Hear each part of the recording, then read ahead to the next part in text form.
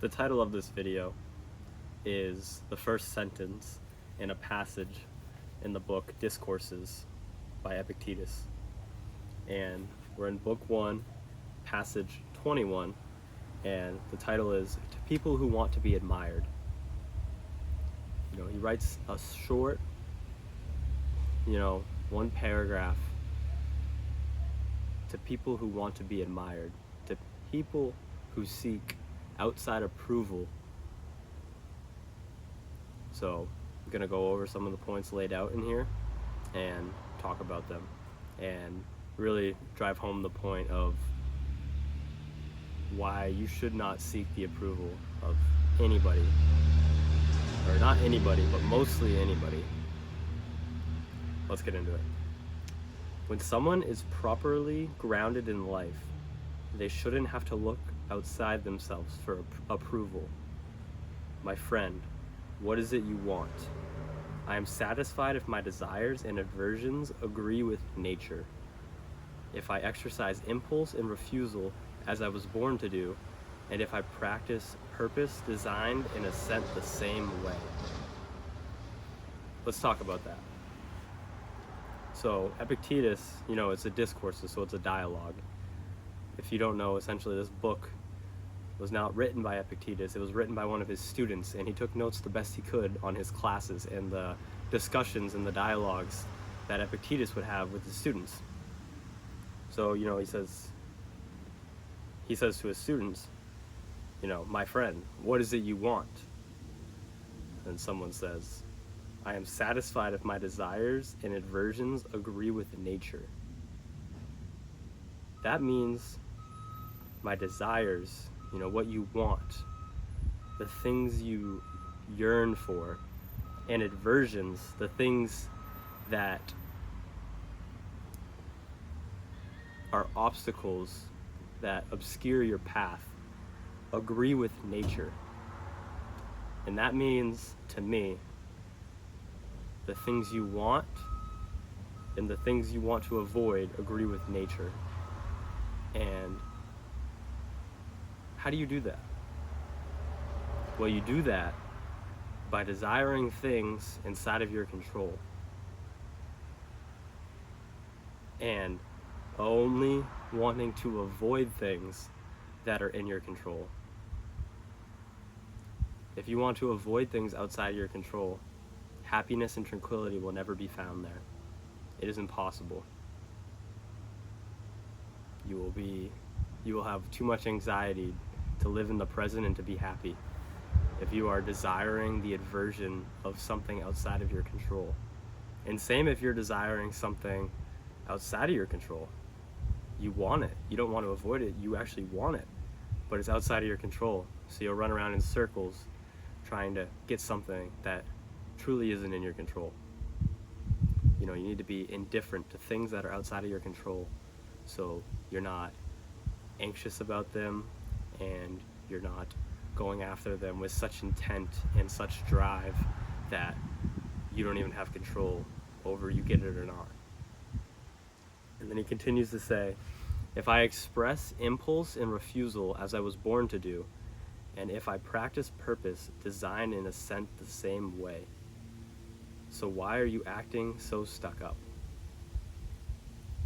I want everyone I meet to admire me, to follow me around, shouting, what a great philosopher. That sounds pretty crazy. You seek approval and you seek appreciation from people, but what does that really mean? Do you really want people running around, shouting your praises, singing your name? That's something we think we can all learn, and we've all seen from celebrities, is that they don't like the fame. They don't like it when they're out in public and they're trying to go get groceries, or they're trying to spend some time with their kids or their family. They don't like the fame in those moments. They don't want people shouting their praise, telling them how much they love them, their fans wanting pictures. In those moments, they do not want praise. They probably wish that they were nobody. They had a normal job, a normal life, and they could just have a normal day. But for so long, they wanted to be admired. and to be followed around and people shouting at them, "What a great philosopher." And obviously put philosopher with actor, writer, all these things, because their internal approval wasn't enough. Them saying to themselves, "You did good here," wasn't enough. They were looking for the third thing. They were looking for outside sources to validate them and say, "That was good. Good work. Do more of that." Instead of just letting their internal compass guide them and say, "That was good. Do more of that." No matter what people say or what they do, if they like it or don't like it.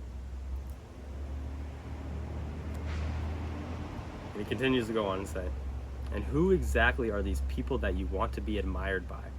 Aren't they the same people you are in the habit of calling crazy? And is that your life's ambition then, to win the approval of lunatics?"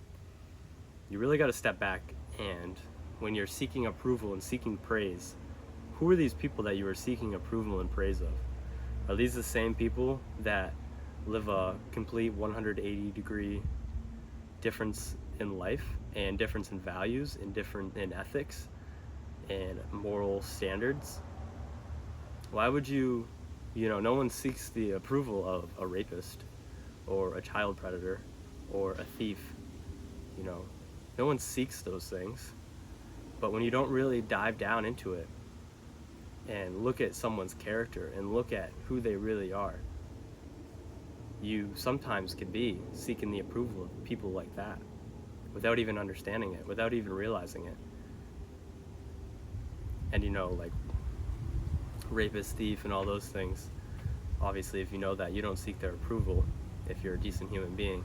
But sometimes you need to look at people's characters and their morals, because a lot of times people have morals and characters the same as thieves, and the same as rapists, and the same as child predators. And for some reason you seek their approval and you seek their praise, because it is not enough for you to know that you did a good job. You need somebody else's, anybody else's, just one person to validate you and let you know you did a good job, no matter who it is. And that should not be the way it is. You know who you are, you know the work you put into something, you know the things that you are striving to be, and you know how hard you are working at them. And that should be enough. That should be all you need.